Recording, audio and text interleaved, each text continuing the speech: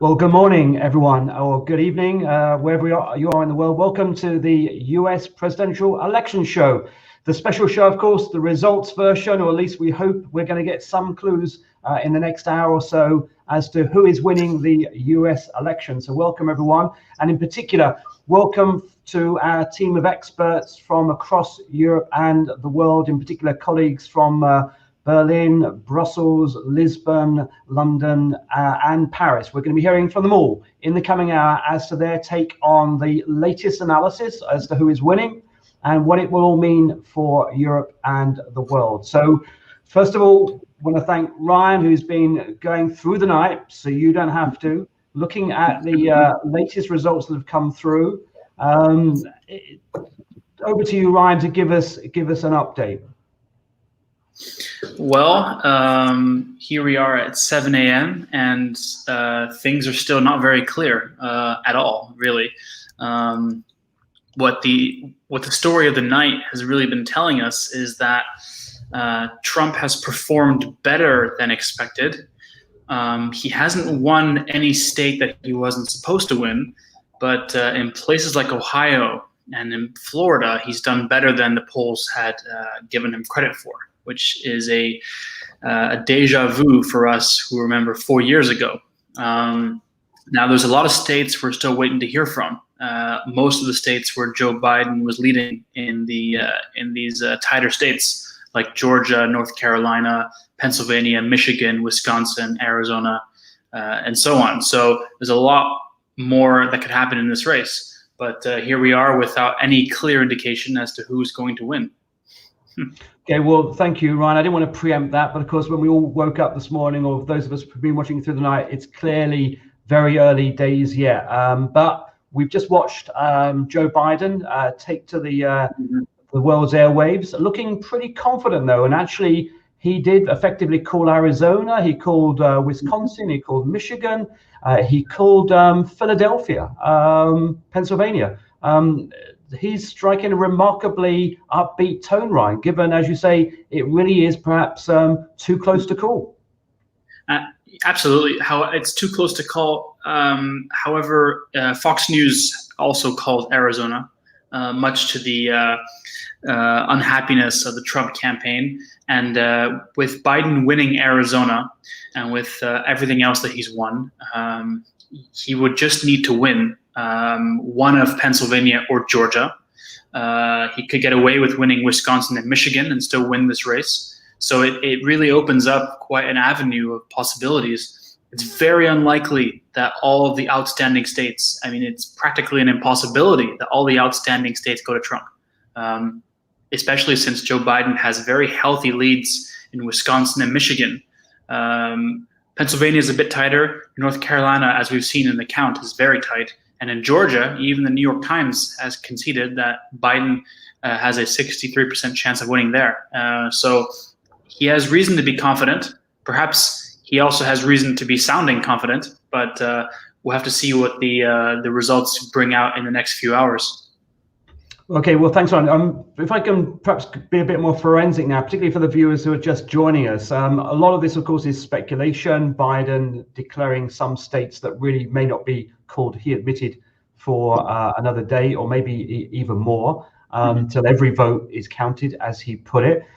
You're obviously giving us some insight there, particularly from the American national news media, but maybe for the benefit of the viewers watching, what concrete results have we actually got so far? Because at the end of the day, what matters surely is what the voters say in the ballot boxes. What is there on the ground to demonstrate anything that we perhaps didn't think was going to happen? And as you say, anything to confirm the deja vu phenomena from 2016, that Biden is losing his poll edge. I mean, in terms of, technically, what we're seeing right now are projections from media outlets about who will be carrying the states. We don't yet have any official state certified results. And they're based on county level results, Ryan, just to get it clear. These will be based on county level results. Exactly. But what we do know concretely is how the candidates have been performing in some key demographics. And a lot of the headlines following the election will focus on Florida, in particular, a county known as Miami-Dade County, where the Democrats are supposed to be racking up a high number of votes that would have given the platform to challenge the state. Now, the Latino vote in that county was a massive letdown for Joe Biden's campaign. It's a demographic that Hillary Clinton won very handily. It's a demographic Joe Biden has won, but by a lot less than Hillary Clinton did. Some numbers I saw, Hillary won that demographic by 40 points, Biden's won it by 5. So you can see a clear swing towards Trump. Now, many of whom were seemingly susceptible to the attack against Joe Biden, that he's being really driven by a socialist Democratic Party. And they were quite vulnerable to that attack line. And what we're seeing is that potentially weakness in the Latin American vote may have also been seen in Texas. But if Arizona and Nevada go towards Biden, it's going to be a much more complex picture than just a weak performance in that demographic. And of course, as you say, it's dangerous to perhaps extrapolate from one county, albeit an important one in Florida. And of course, the Hispanic community across America is very, very diverse. And presumably, we shouldn't attach too much weight. A lot of euphoria, a lot of excitement around the success of the Trump campaign in Florida, but perhaps we shouldn't attach too much weight on that, Ryan. Would that be a fair assessment? I think that the mantra has always been, perhaps don't get too sucked in by the early results and the early trends, because at this stage, I remember 4 years ago, there were some very clear signs that Hillary was actually doing well. I recall the exit polls, etc. Yeah, absolutely. And it's worth pointing out that 4 years ago, Hillary had long conceded the election to Trump. So the fact that we're here is a testament to the fact that Joe Biden's just more competitive across the board. But yes, I think Florida was always going to be more of an uphill battle than other battleground states for Joe Biden. And going into the weekend, last weekend, his campaign was quite worried about the fact the fact that it was a tight race was slipping, and that Trump was expanding his lead, which is what we've seen in effect this evening. A pretty comfortable win for Trump in the end, which is closer to what the polls were showing ahead of the weekend. Now, the Biden campaign thought they had stopped the bleeding. Apparently, they had not. But from the very beginning, they were saying that Florida was not on their map or their path to victory. So it would have been a cherry on top, in effect, for their campaign. Whereas for the Trump campaign, Florida was make or break, no mistake about it. And many of the races that are outstanding are equally make or break for the Trump campaign as well. So it's a lot yet to happen. Florida is really the first key sign of how the race is really going. Arizona might be the next. So there's a lot more to come. Okay, well, thank you very much, Ryan, the in-house politics expert at LP Brussels. We've got a team of experts from across Europe and the world gathered for you this morning from the Brussels group, but also from Luther Pendragon in London. It's going to be great to get the views from national capitals to see how they view the race so far, but also what it means to their country, but to Europe and the world for the next 4 years. So it's an absolute pleasure to welcome to the program Florian von Gierke from Berlin. Florian, would you like to join us and perhaps give us the overnight view from Berlin on the results so far? What's your take on it all? Any agreement there with Ryan? It's just simply too early. Complete agreement, actually. I think it's way too early to say anything. I think we're a little further along than we were last year. I remember 4 years ago, I remember being in, I think it was the Hamburg State Representation here in Berlin back then. They had organized an event for the election, and I think we left at 3 or 4 a.m. and were distraught about what was about to come. That said, I went to bed about 2.5 hours ago for at least a couple of hours of shut-eye, and was about to say, look, this is over. Trump is going to win this thing. But I think what's really interesting this time around is that we've seen in the past, if the results came back, that was pretty much uniform about early voting, on-day voting. It was pretty much the same, and there was no difference in which party was being voted at which time. Republicans and Democrats voted early, approximately the same amount of times as they voted on the same day. This year, basically, you could do a coin toss. If you counted the votes in the first half an hour, you got only Democrats, like nearly 100%, because it was all early voting, and then a few hours later, you got a bunch of only Republicans because it was only the same day. Essentially breaking across party lines also in terms of how strongly you believe that COVID was a problem or is a problem. And I think from what I saw in the exit polls, Democrats are really, really hopeful that more college-educated people were voting and less white people were voting. Whereas a percentage of the voting populace, it was more college-educated and less white. Because that obviously, those numbers obviously favor Democrats by and large. Though, as you mentioned for Florida, maybe even the opposite is true. That the Cubans and the Venezuelans, they kind of like Trump's harsh course against the authoritarian leaders in their countries, in those countries, and which sounds a little weird from I think from a European perspective to say that people like Trump's course against authoritarian leaders, because then what is he himself? But that's going to be really interesting. And I agree with you that Florida wasn't critical to Biden's path to victory. It would have been really, really nice to just seal this thing off at 1 a.m. or 2 a.m. for us Europeans, and not at 8, 9, 10 a.m. the next day. Yeah, no, it's going to be a long day. And, yes. and Florian, obviously you're very much giving us a view from Germany, because you, as I understand it, are a US citizen as well, and you've actually just voted in this election. You from what you're just saying there, I think we can probably fairly assess that you still think, despite it's going to be a long haul and there's obviously always a margin for error, you still sound pretty confident that Biden will do it. Well, as I said, when I went to bed earlier, I was not that sure. I actually was about to call it for Trump. Okay. It seems to me that in the past 3 hours, there's been sort of a realization about which votes are outstanding, are still having to be counted, so that even in states where at this instance Trump is leading in the count, he hasn't that many votes to gain still. So we're waiting for, I think in Virginia, for example, we're still waiting on Richmond. In Pennsylvania, we're still waiting on Philly. And those are all population hubs that are going to go overwhelmingly for Biden. And I think that's going to be critical here. Similarly, in Arizona, that's my understanding. And the Trump campaign is basically doing a split, right? For Arizona, they're saying, count all the votes before calling it. And in Pennsylvania, they're saying, don't count all the votes, call it immediately. Because that's basically where Trump's tweet about they're stealing the election, which, by the way, is so purposely dangerous, because his supporters will believe anything he says, and it's basically building up for a coup d'etat, effectively, in a few hours or days or weeks.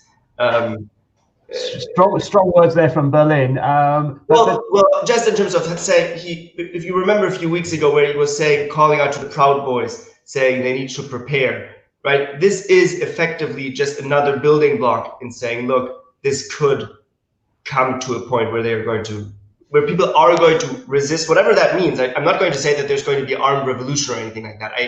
I hate people who say, look, the US isn't a democracy anymore. It is a democracy, and it's a democratic system. There's no two ways about that, right? We're having elections. The test is going to be whether we have a peaceful transition of power, also within the populace, the electoral.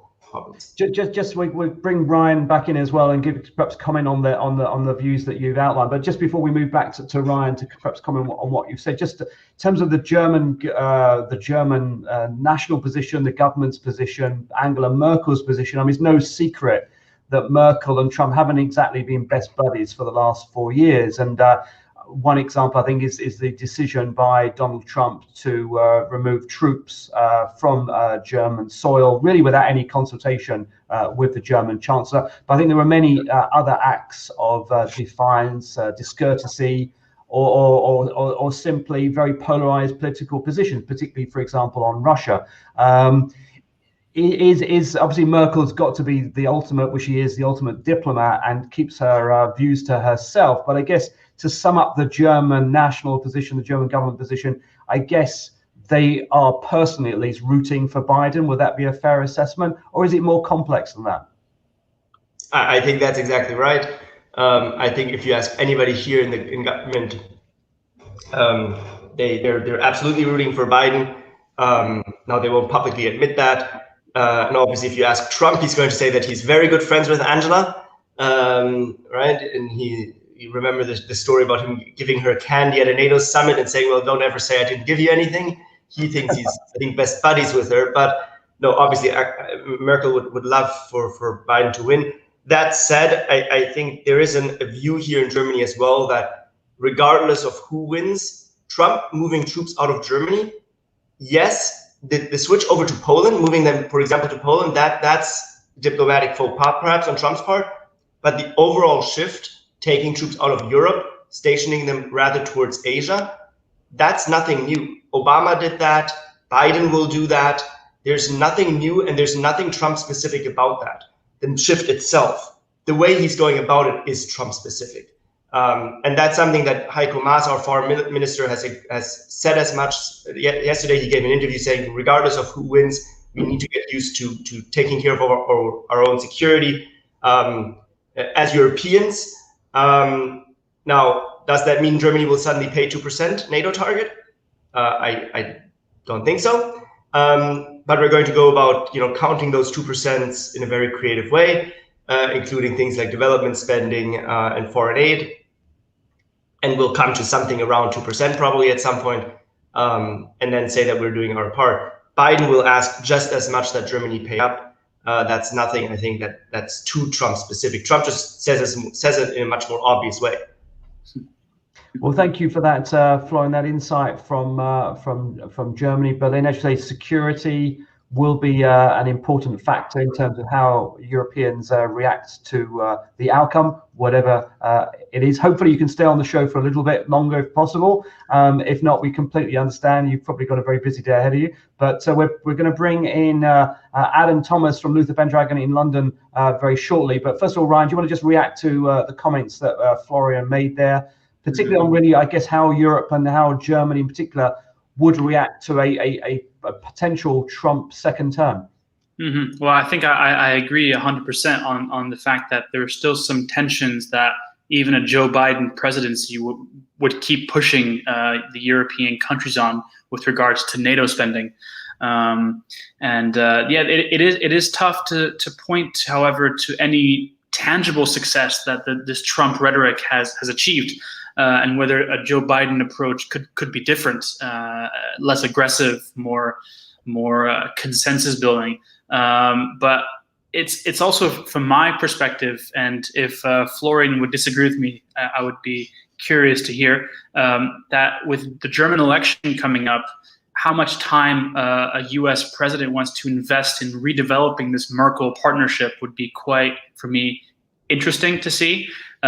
Especially as there's no candidate right now to replace Angela Merkel in those elections. So on top of the fact that Joe Biden will have a lot of domestic issues to deal with and that foreign affairs may take a back seat for the time being, he may need to manage his time quite carefully with regards to other foreign leaders. Perhaps we'll come back to that, but we'll welcome Adam to the show. Welcome, Adam, to the US presidential election show. Good morning to you from London. Good morning, Mark. Good morning, Ryan. Great to see you. How was London this morning? It's still pretty dark here in South London. I've had a little bit of sleep, and then I've been kind of following the results, and it's your last free day before back to lockdown, I believe. We are going back into a national lockdown. Yeah. But we'll come back to you in a minute, Adam. We're just going to let Florian have a reply, perhaps to what Ryan has just said, and we'll come over to you immediately, Adam. Florian, would you like a comment on what Ryan just said? Just one real quick thing. I think Biden will have a much easier time picking up because Obama had such a good relationship with Merkel. And I assume that Biden will be able to pick up that conversation and that path. And I think between the Biden team and the German government, and I think the EU governments overall, with the member states and also the Commission, there's going to be much more connections there. I think, to paraphrase Kissinger, although he says he's never said it, they know which number to call. I think with Trump, that's always been an issue. Nobody knew who to call. You had the Richard Grenell, but who knows what he had to say, and nobody liked him here.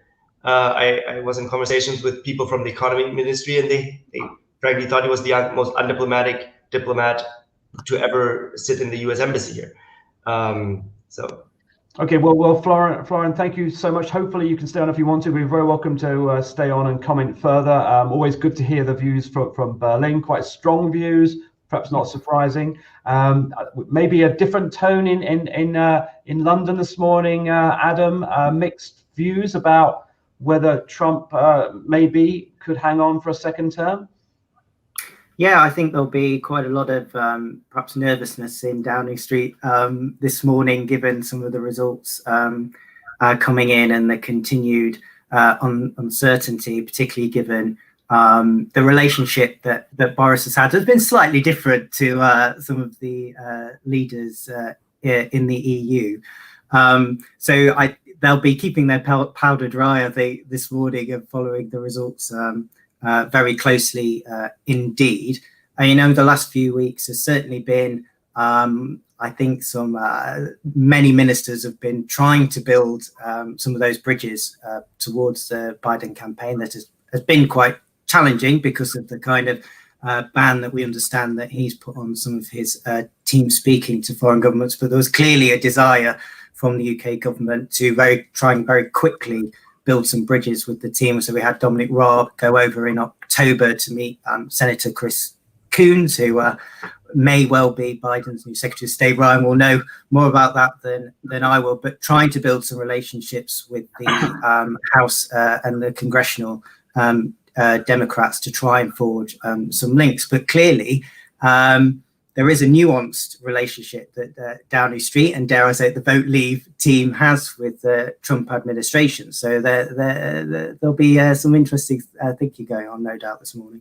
We'll come to you on really your latest assessment of the results so far. But first of all, we like on these shows to do a bit of a deep dive into some of the issues, because a lot of people deal with the headlines and the day-to-day story. But how do we get to this point, Adam, where you've got such a polarized view between Berlin, which has been the UK's ally now for many, many decades, politically, militarily, one could even argue culturally, real divergence of view where Berlin, perhaps privately, not publicly, going big time for Biden and wanting Biden. And you've got London there, and to be fair, probably a lot of UK citizens as well, really rooting for Trump. How do we reach that state of affairs where there is such a political polarization in a relatively small continent?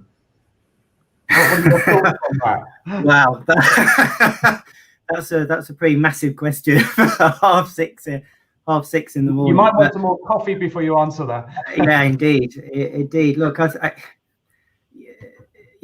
not so sure actually that the UK.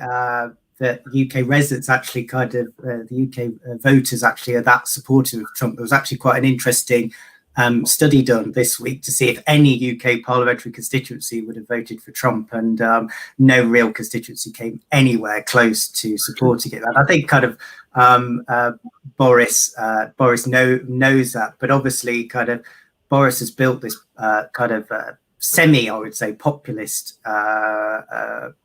platform, very akin to some of the ways that President Trump has worked, and clearly, obviously, now the issue is, particularly if Biden wins, I think, how Boris can win some trust with the new administration on the negotiations with the European Union. That's been a massive.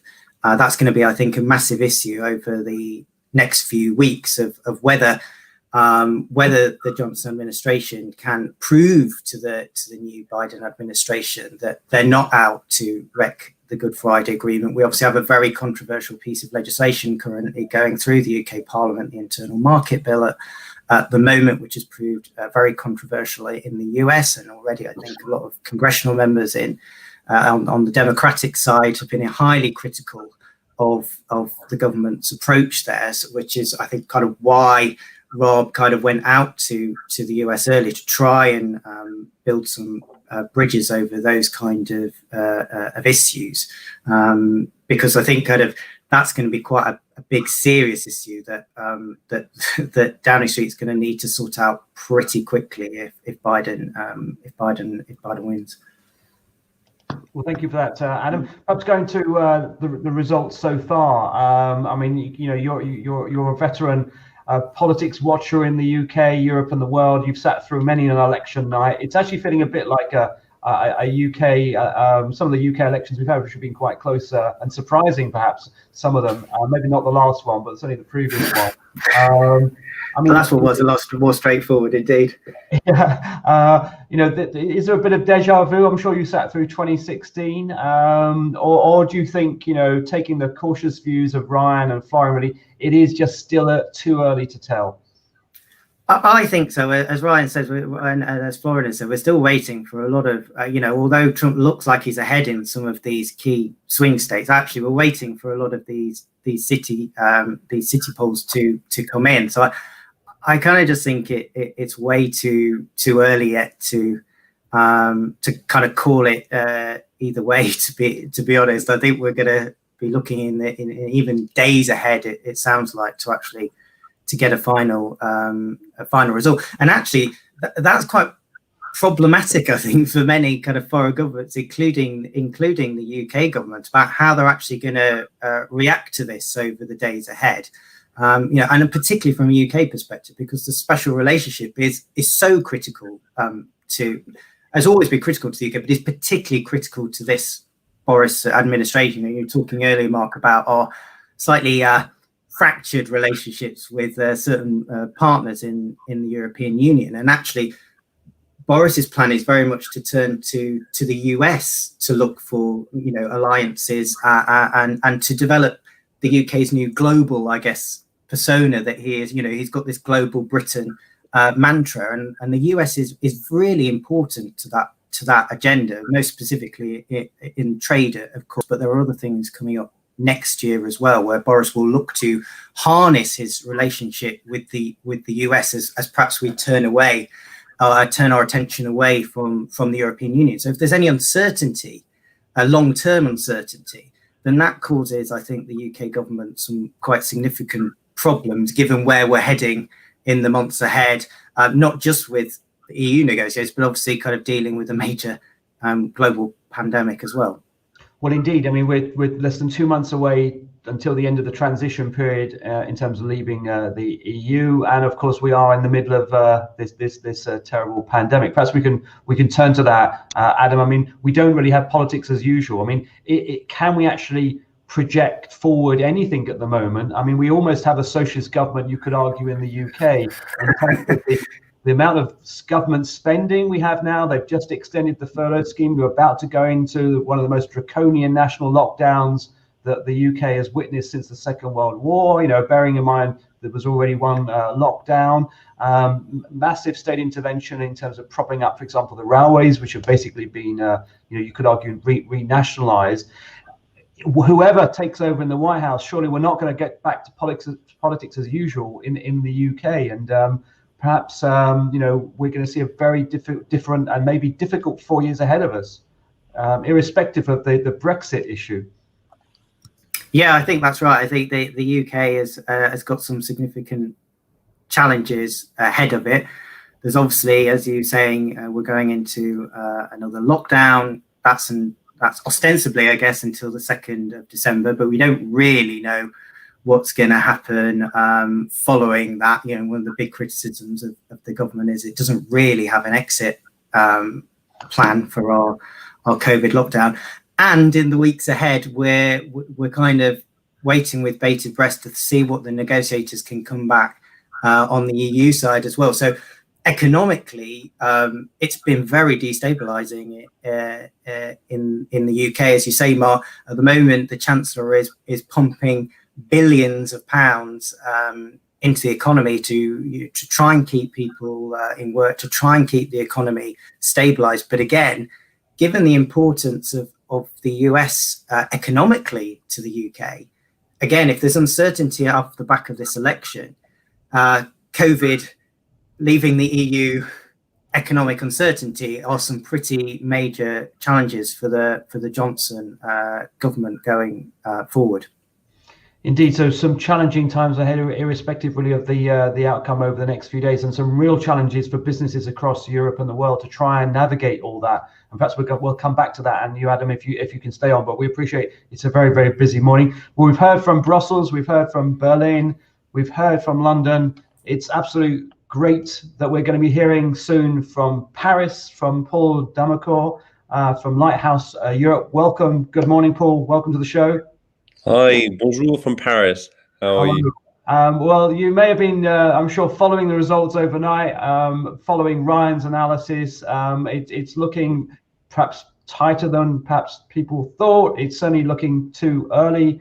That's the view, I think, so far of our panel. What's the view from Paris? Do you share that view, Paul, that this is looking like it's going to be a long day or two before we have really any good solid indications as to who's going to win? Yes, definitely. The indication that there's been some debate. People following the main newspapers are following closely with the correspondents based in LA, which have been taken over. And with the excitement, people have already started tweeting a little bit. But there's a sort of uncertainty which had already been there even before the elections. As you might remember, President Trump was received by Macron at several times, either for a private dinner at the Eiffel Tower, but also on the Champs-Élysées for the National Day on the 14th of July. There's been several attempts to get a better approach, and on the longer term, what seemed to be a respectful relationship on the longer term got a bit, I don't know, I wouldn't judge it completely, but it was not all with all the results which were intended, and so there's been a lot of expectations on those elections, and at the same time, sort of anticipation on the fact that the election on both sides would be very, very difficult, and that the result might be a tie or very close tie, and we're getting close to that. So it's interesting to see that those analyses which have started early on are sort of appearing now. Okay, well, thank you for that reaction, Paul. If we can perhaps do a deep dive into the French position, we explored the German position and the London position, where, again, probably unfairly characterizing Florian's analysis, but, Germany really hoping for a change in administration for the sake of stability and security. This is a paraphrasing what you say, but it's probably privately a lot of officials in Berlin hoping Biden would have won by now. They may have to wait a little bit longer for that. And London, a more nuanced view, shall we say, Adam, because of Brexit in particular, but for other reasons. Prime Minister Boris Johnson in particular, looking to go for global Britain, and therefore strengthening relations with the Trump White House would be very much probably his preference overall. But there are, important caveats there, which Adam explained. In Paris, Paul, is there a clear political favorite privately for politicians at the Élysée Palace? It's a good question. Diplomatically, people would not answer that. However, if you take the issues which seem to be which have risen during the last years, there's been the position of the US in Iran. There's the financing of NATO, which is an issue which has risen during the last years. Also, the question of the taxation of digital giants. Financial Minister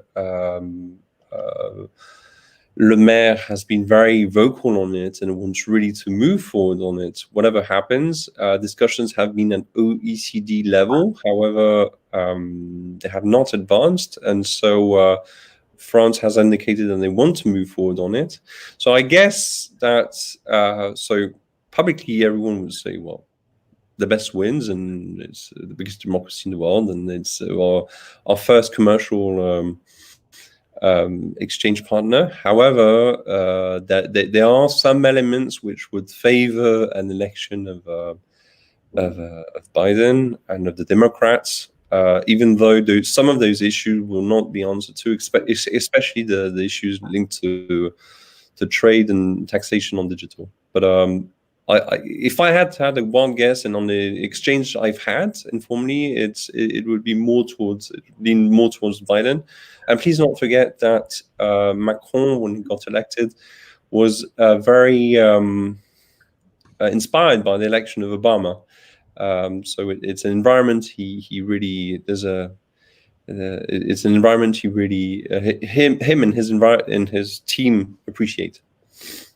Okay, well, thank you for that, Paul. And as you say, the French diplomacy means that France will obviously work with whoever prevails at the end of the day. But interesting to hear what the background thinking is. In terms of the French situation in a practical sense, and how businesses are going to navigate all this, we've been hearing how complicated the world has become. It's going to get a lot more complicated, but also an incredibly difficult economic situation and the security situation now in France. The pandemic appears to be creating a lot of difficulties there, really deep into a second wave, and I think record numbers of infections. You've had security issues, of course. Tragically, a number of people have been killed. This must be a very difficult time for business. You've got a lot of challenges, be it the pandemic, terrorism, now political uncertainty. I mean, how are businesses viewing the year ahead? It must be tough for them. It's been hard for the last several years. There's been first the Gilets jaunes, which has created havoc in part of the country. Then, of course, the COVID situation, which makes it very difficult. Several reasons. One of them is, of course, there's a shock in the country was already quite indebted. Not the most indebted in Europe, but with a debt, and it just creates more debt and a difficulty compared to Germany, for instance, to have relaunch plans with private money. So that's one of the issues. Second of all, it's the climate of confidence that is given to France. It seems very difficult to do business. And the total lockdown of all businesses for the moment is creating exactly now a mini debate on the fact that the value actually of what is done for the moment is actually given to American platforms, closing down all shops, libraries, everything here actually promotes Amazon, which is part of the public debate for the moment, and it's an issue which companies should deal with very early on, because we're entering into re-election in France soon, and in 2022. But next year will be linked to that, and I guess the French voice can be heard at European level, with France taking the presidency of the Council in beginning of first semester 2022. So those issues have to be addressed very quickly.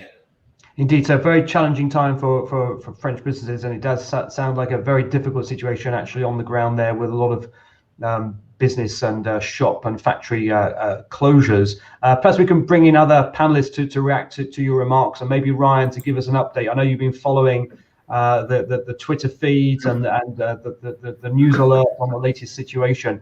But perhaps we can just turn to the issue whilst Ryan's going to be working on the update, just to another issue that I think is going to be top of Europe's agenda for the next 4 years, and that is climate change and implementing the Paris Accord and reaching not just that 2050 target, but the 2030 target, of course.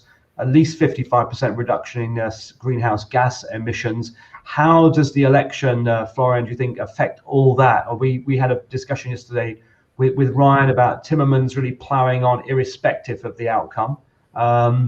But clearly the Green Deal will be bolstered by a Biden win. Big implications for business, big implications for our economy, big implications obviously for the environment. So what's the view from Berlin really on the Green Deal and relations with the White House? Yeah, well, I think that there's two parts there. I remember a discussion yesterday, I think at 8 p.m. or something, there was a discussion by Atlantikbrücke, I believe it was, and the AmCham, and they were doing a big debate on YouTube about what would happen. And the question was asked, could Biden simply walk to Paris and say, hey, I'm going to join again? And I think the answer was, technically, legally speaking, he could, and probably he will. And obviously, yes, the Germans would, and I think the same goes for the French, and I imagine also the British and the EU overall would strongly prefer if he did that, to rejoin the Paris Accord. And I think he would do that as well, too, driven not only by his own desires, but also by the squad, right, by the very sort of left-leaning members of the House. And I heard a rumor yesterday that there may be some discussion about promoting AOC to the Senate somehow by some switcheroo, and then having somebody else become Secretary of State or some ridiculous story like that. But fact is, there is a movement in the Democratic Party going more towards what in Europe would be the Green Party, outside of the US Green Party, obviously. And so I think he will join. Okay, fascinating. We'll come back to that. I know, Adam, you've probably got a comment on that. We will go back to Paul, but whilst we're thinking about the climate issues, Ryan, do you want to give us a quick update on the tally so far? Well, you won't be surprised to hear not much has changed. Georgia. You're not supposed to say that, Ryan. Yeah, well, I mean, don't get me wrong. I didn't wait up all night for nothing to happen. Georgia seems to have counted more votes, and the New York Times has this needle forecast, which, having seen it throughout the night, I would recommend no one looks at that ever again. It's not great for mental health.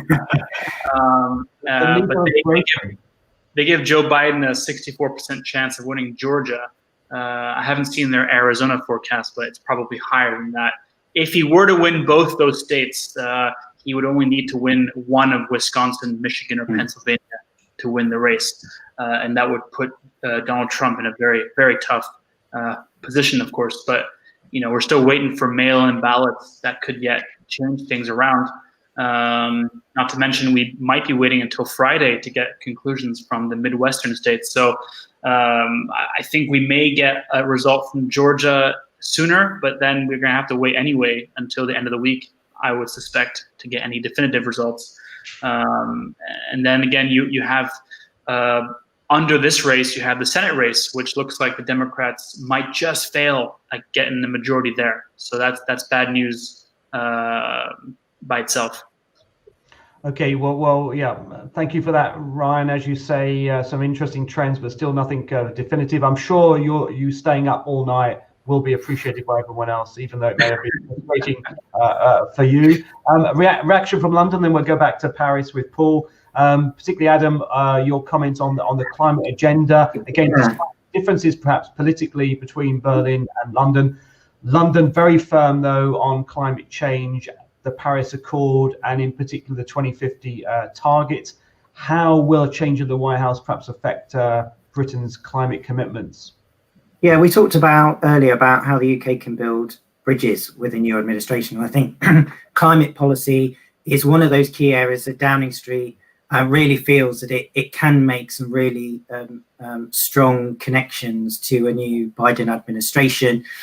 And of course, the UK has a major opportunity next year to do that in hosting COP26. And I think Downing Street is very focused on trying to show what will be wanting to show a new Biden administration that this is actually the UK being a global leader. It's about its commitment to multilateralist action, and kind of showing that the UK takes these kind of issues very seriously. So, Downing Street will have seen just how big kind of Biden went on climate change policy during this election. Actually, probably one of the few issues actually got cut through to the UK from the kind of slight pandemonium, I guess, there's been throughout the election period. Actually, that was one of the big issues that did get cut through here, I think. And they will really want to show that new administration that the UK takes its climate change commitments seriously, but is showing that that global leadership. And so COP26 will be a key moment, as will before that the G7 meeting too, where I'm sure those kind of issues where Downing Street knows it can build those bridges and prove to Biden that Boris is not perhaps the kind of mini Trump that perhaps some people in his team think he is, to show him that there's a slightly that the UK is, the administration is slightly different to perhaps what the perception is of some people in the Biden team. Well, thank you, Adam, for that view from London. We're going to welcome to the show Henrique Burnay from EU Opportunity from Lisbon, the view from Lisbon. Welcome. Good morning to you, Henrique. We're going to invite Paul to just come back briefly, and then we're going to go over to you, Henrique. Paul, we've covered a lot of ground there, particularly climate change and obviously COP26 coming up in the UK later, and how that is affecting geopolitics, but also business here in Europe, with the Green Deal being such a priority, I'm sure, for member states, particularly France, looking ahead to your presidency in 2022. Is it going to make a difference to delivering the Green Deal in Europe, in France, whatever the outcome? Well, very briefly, I think it's been a priority, and it will stay a priority for France. There'll be pressure put to have this Green Deal move forward, and especially the objectives of the COP and climate targets are not even part of the debate. They're accepted for the moment, and I think it's in something on which France will be very, very, very firm and will want to advance vigorously, probably on it as soon as 2021, 2022. Well, thank you for that, Paul. Just to also, for our viewers' benefit, just to thank everyone so far been giving their views. We've had the views from Brussels, Berlin, London, and Paris. It's now great to hear the Portuguese view from Henrique Burnay. I'm not sure whether, like Ryan, you've been up through the night and obviously feeling a bit tired and frustrated this morning with the lack of clear results so far, but maybe that's an indication that it is going to be quite close. What's your assessment, Henrique, this morning?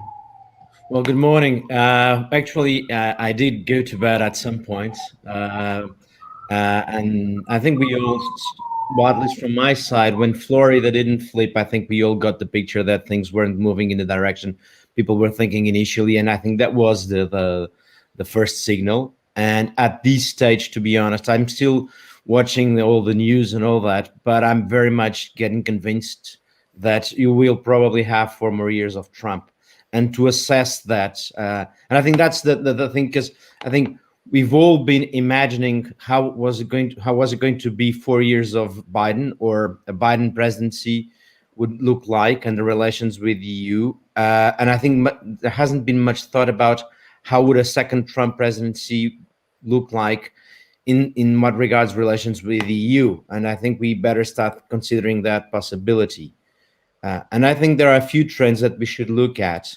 And one of those is that the drift going on between the EU and the US will have wider public support. And I think that's important to understand, because there is a decreasing support for the Atlantic tide and for the Atlantic bond. And so I think that will allow for some policies in the EU to take place that are more aggressive, so to speak, or more divisive towards the US. And I think there are 2 or 3 areas where you'll see that. One is when it comes to trade.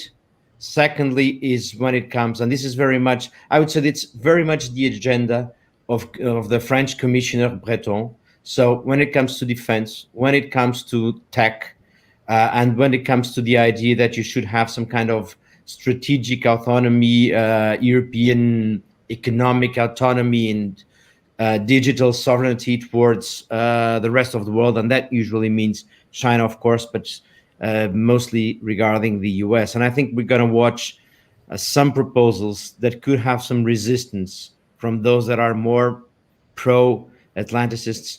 Will have a harder time to resist to that. I think that's probably the major political change.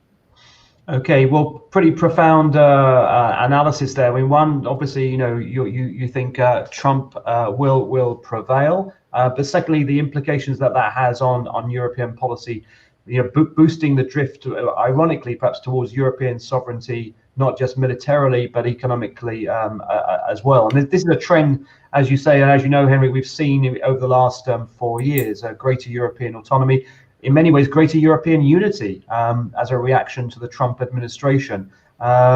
Looking ahead, of course, the Portuguese will play a key role in all of this. You'll assume the presidency pretty soon, I believe. Yes.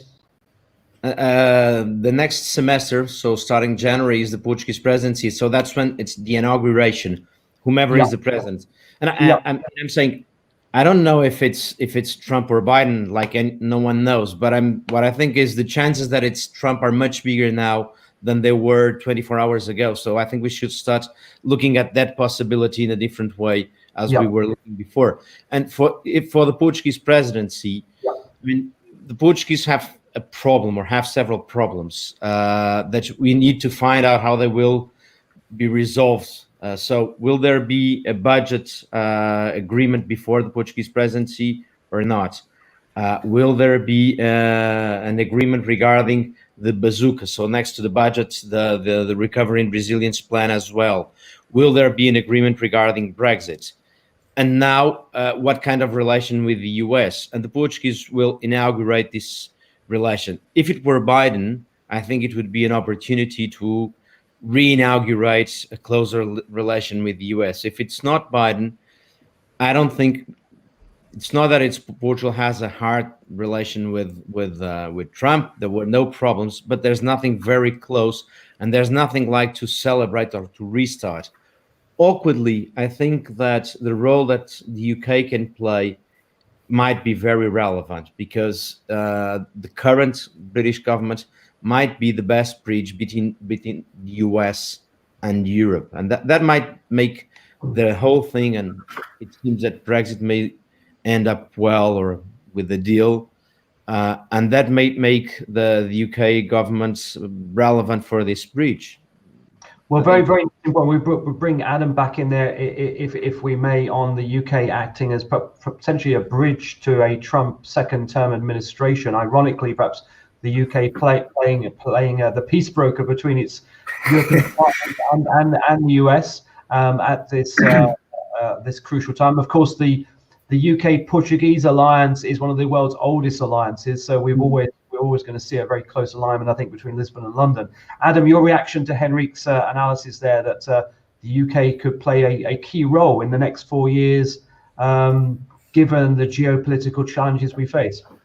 Yeah, I think kind of if we do see a Trump administration, yes, it puts the UK in quite an interesting position, potentially, given that the links that the UK government already has with the administration, as Henrique said, that potentially that we can act as this bridge. Because I think, although we've left the European Union, I think the UK government would still say it's very much committed to a range of different international organisations that bring the US and the EU together. We've talked a lot about NATO this morning.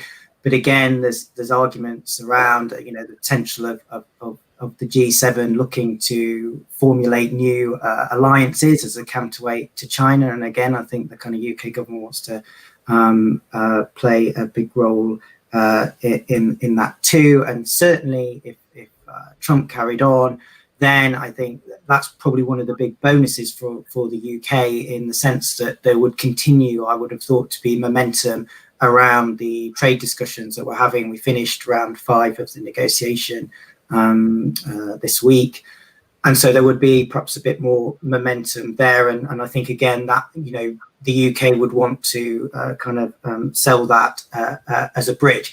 I think probably there are still a number of headaches, though, for the UK government, even if Trump wins. We've talked about kind of climate change and where the UK wants to show some leadership there. I think that would be a problem. And I think also if Trump decides that he's going to become even more, or make the US even more insular in his second term, I think actually that poses some quite significant challenges for the UK about then how it manages that situation. If, say, for example, he puts a lot of pressure on the UK to side with some of his views around NATO, if he puts a lot of pressure on the UK around things like the Iran deal and Middle Eastern policy, then I think that's going to cause quite a lot of headaches for the UK as it tries to balance its relationship both with the US and continuing to have a constructive relationship with its European partners. Well, thank you, Adam, for that view from London. We've got just a few minutes of the show left, so maybe just 30 seconds or so final words from everyone, and we'll end up with Ryan with his latest analysis of the results so far. But if you're running a business, you're running corporate affairs, public affairs, I mean, how do you navigate these unprecedentedly challenging times, changing times in the year ahead, bearing in mind the uncertainty we've got tonight, the pandemic, the economics, the geopolitics, everything else? Paul, the view from Paris, your advice to business leaders on navigating a challenging year ahead? Please make your voice heard at an early stage. French are not as well known as other countries for the lobbying. It's at an early stage. Say what is your issue? Why are you impacted? What change can be made? What are you looking for? There's going to be an economic stimulus package. There's a multi-annual framework. There's a big cake which is there, but not big enough for everyone. So fight early in advance, say what you want, and you might have a piece of it. And this will help you stay afloat for the years to come. Well, thank you for that very clear advice, Paul. Almost you're saying, despite the uncertainty, maybe because of it, businesses shouldn't hold back. They should tell policymakers what they want. Yep. Over to Lisbon, Henrique Burnay, your views on how businesses should navigate these difficult, challenging times. Well, I totally agree with Paul. The thing is, if you're if you're an American business, you need to be in Brussels engaging directly with the EU policymakers, because it's not the good relation between the EU and the American administration that is going to help you. On the other hand, and again, if you're an American business, you should pay attention to the fact that these bonds, this transatlantic bond, is weaker now. So you need to put forward your arguments. If you're an European company, well, there is room now for more of these European autonomy and distancing. So you need to make your voice heard. That's obviously the big issue. I think the big change is that I think EU was thinking, well, things will go away and things will change. Well, with 4 more years of Trump, if that's the thing, it won't go away. So there will be more drift, and there will be need for more policy making and for policy influencing in Brussels. Well, thank you, Henry. Really appreciate those comments. And perhaps we'll go over to Berlin, to Florian, the view from Germany. I mean, how can businesses cope with all the changes, the challenges? Is your advice too that they can't wait? They need to put their head above the parapet. They need to tell policymakers in Berlin, in Brussels, elsewhere, what they want. What they want, what they need, and what they stand for. I think the last part is really important. Companies are, at the end of the day, they're political.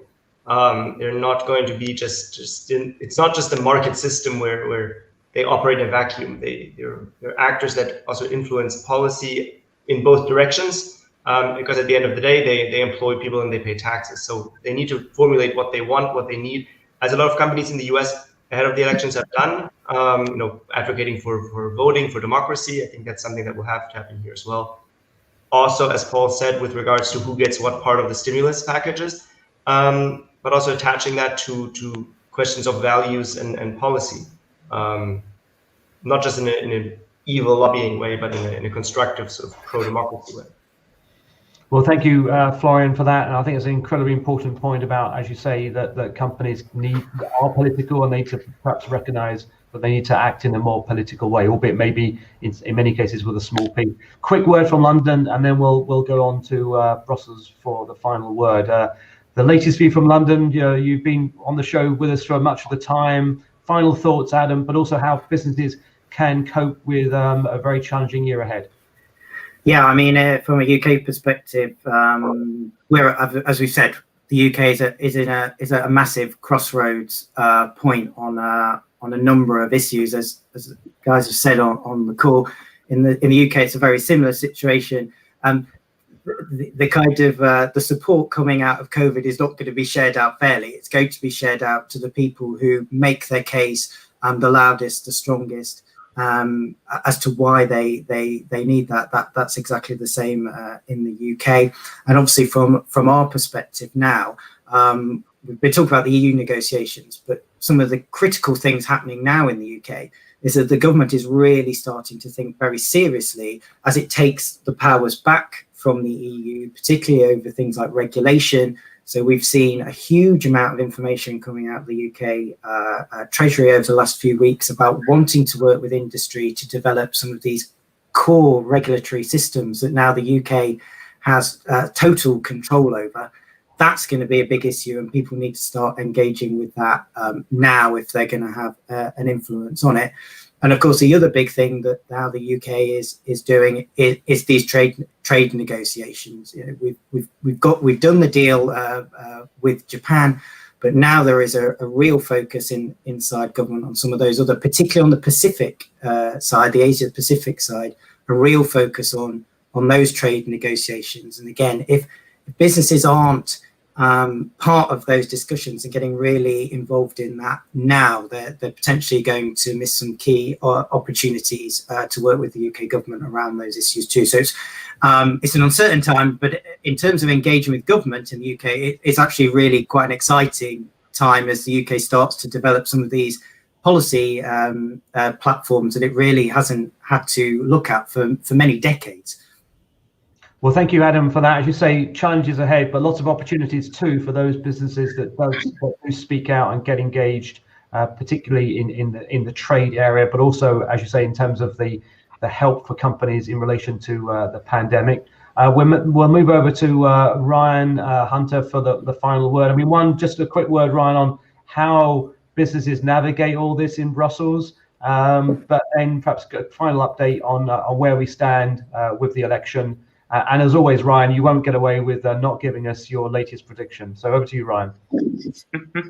Well, I agree with what everyone's been saying. And for the immediate future, it's just having patience, really. I mean, jumping the gun on either candidate winning at the moment seems a bit rushed, just with what's not been reported yet. And also just to point out that the outcome of the US election is not going to impact what the EU does or does not do. The EU has lots changed in 4 years. And if you're an American business and you assume that the EU will go back to the way it was 4 years ago under an Obama presidency, you're fooling yourself. The EU has tried to push for more autonomy. And it's pushing for things that are going to happen regardless of who wins the election, such as your digital tax. A lot of the Green Deal legislation is still going to be pushed, regardless of whether the US is an ally or an opponent in that regard. So I think just being aware of what the EU is doing is going to be hugely important in the months ahead, in particular with the recovery fund, as the other panelists have been saying. Now, shifting to the latest results, I see we had a comment asking for when the next round of results are due, and we're not going to get a round of results as we've been getting throughout the evening. Now it's just about the outstanding states. And I do assume we're going to get results from Maine, from Arizona, and Nevada this evening. All three, I would expect, will go towards Joe Biden. Which will leave us with 5 states left, if you exclude Alaska, which will go for Trump. no doubt about that. 5 states left, which are Wisconsin, Michigan, Pennsylvania, North Carolina, and Georgia. And there is no scenario in which we will not see ourselves waiting for the Midwest states, which will be very late in counting. So patience, let's not jump the gun, because even with those 5 states left, it could go either way. And in terms of a prediction, if you had to push me, if I'm on the Biden campaign, I'd be fairly confident with how things are looking, and I'm still gonna be leading towards Trump, towards Biden. Sorry. It's been a long night, Ryan. I think you're forgiven for making the odd laps. You're forgiven for being a little bit sleepy this morning. I think we all are. We're going to be very sleepy, I think, by this time tomorrow too. Just to thank Florian, Adam, Paul, and Henrique, and of course Ryan for joining the US presidential election show this morning.